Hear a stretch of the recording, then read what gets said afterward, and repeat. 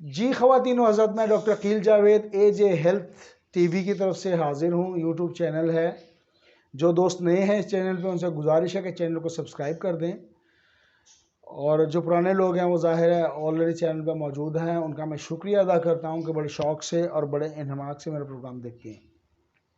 आज का जो प्रोग्राम है वो बेसिकली ये जो मुंह से राल बहती है, ये एक्सेसिव सलाइवा है या थूक है, और स्पेशली जब रात के वक्त कोई पेशेंट सोता है और उसके मुंह से राल टपकती है, उसका जो तकिया है वो तकरीबन गीला हो जाता है, उस पे हमने ये प्रोग्राम रखा हुआ है।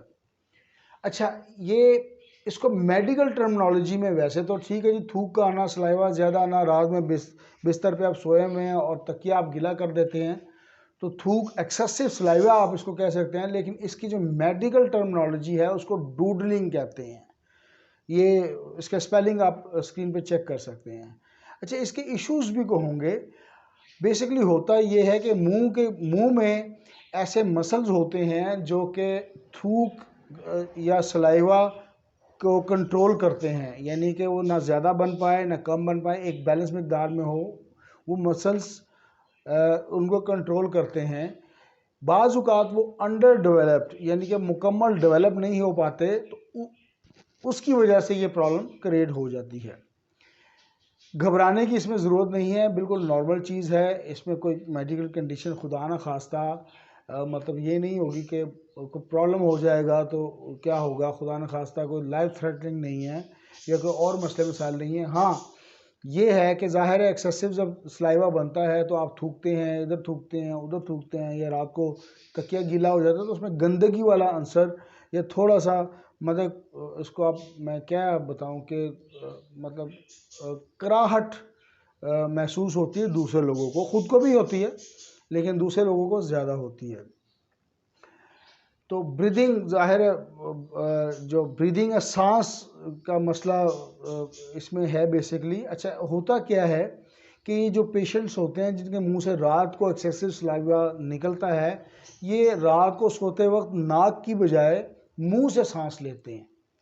तो एक तो ये हैबिचुअल चीज़ है, इसको कोशिश करें कि इम्प्रूव हो जाए। और जो सांस के लिए जो अज़ू बना हुआ है वो नाक ही है, नाक के ज़रिए सांस लेने की कोशिश करें, प्रैक्टिस करें। कुछ अर्सा प्रैक्टिस करने के बाद you will be able to have your breathing from your nose passages. ठीक हो गया जी। अच्छा, इसकी जो पहली मेडिसिन बनेगी वो है मर्कसॉल।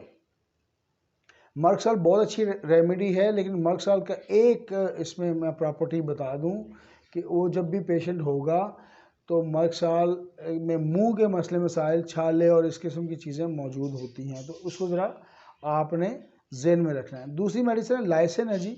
लाइसिन का जो पेशेंट होगा वो स्पाइटिंग, वो हर जगह थूक रहा होता है, तो ये इसकी पहचानी। मर्कसॉल 30 में अच्छा काम करती है, 200 में अच्छा काम करती है। लाइसिन आप 30 में दीजिए, सुबह दोपहर शाम दें। मर्कसॉल दिन में एक दफ़ा लें या सुबह शाम उसको दे दें अगर 200 में है, और अगर 30 में है तो 3 दफ़ा दिन में दें।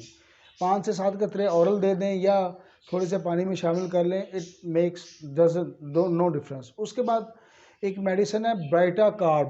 ब्राइटा कार्ब में एक तो थूक का मसला ज़ाहिर है, इसके अलावा टॉन्सिल्स का इशू होता है।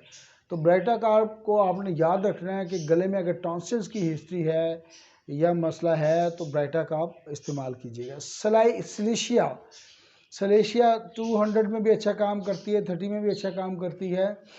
इसमें बच्चे के साथ में जो टीथिंग के मसाइल होते हैं, तो टीथिंग सलेशिया में टीथिंग के इश्यूज लाजमी होते हैं, यानी कि दांत के मसाइल ज़रूर होते हैं।